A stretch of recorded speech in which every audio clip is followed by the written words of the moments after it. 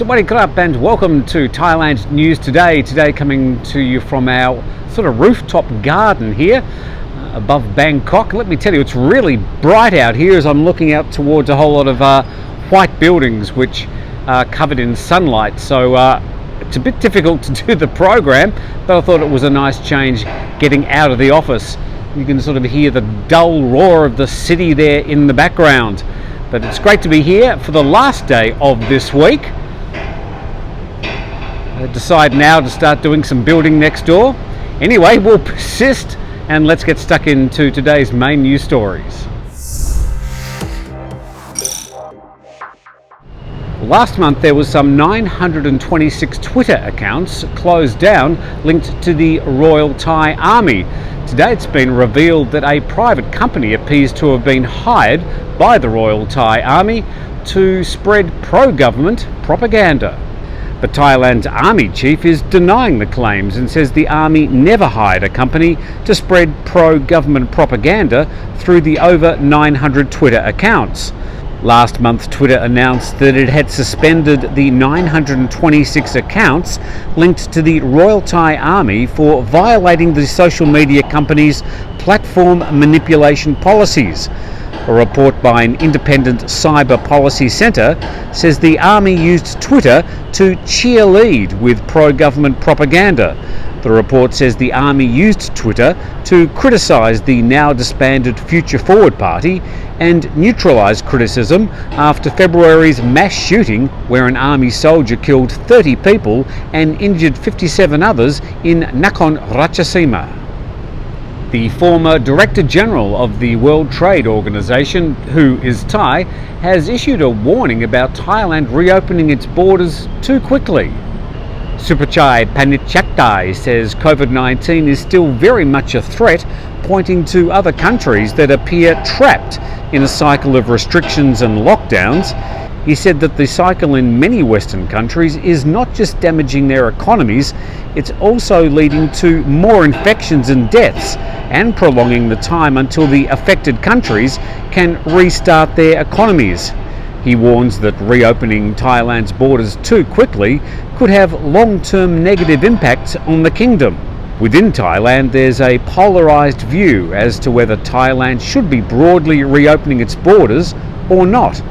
Successive polls show that the Thai population is generally suspicious about reopening too soon, especially whilst parts of the rest of the world are still trying to contain their infection rates.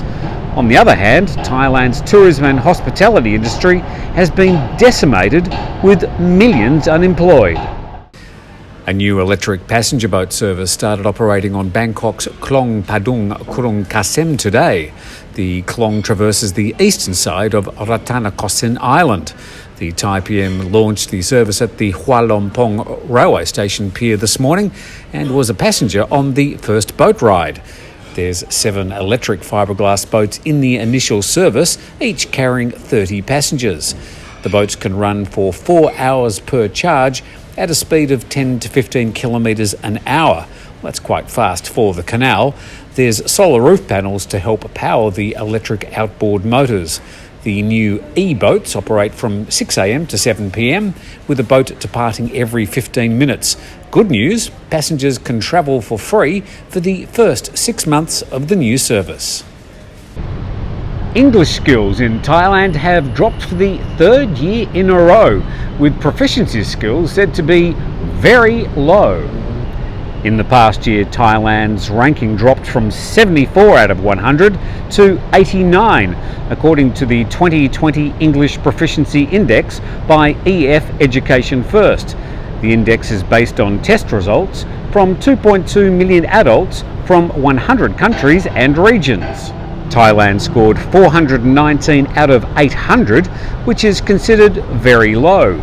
Thailand ranks 20 out of 24 countries surveyed in Asia and 7 out of 8 countries in Southeast Asia, just ahead of Myanmar in last place. According to the report, the lack of English proficiency in Thailand, Cambodia and Sri Lanka hampers access to jobs in the tourism industry, which makes up more than 10% of their economies.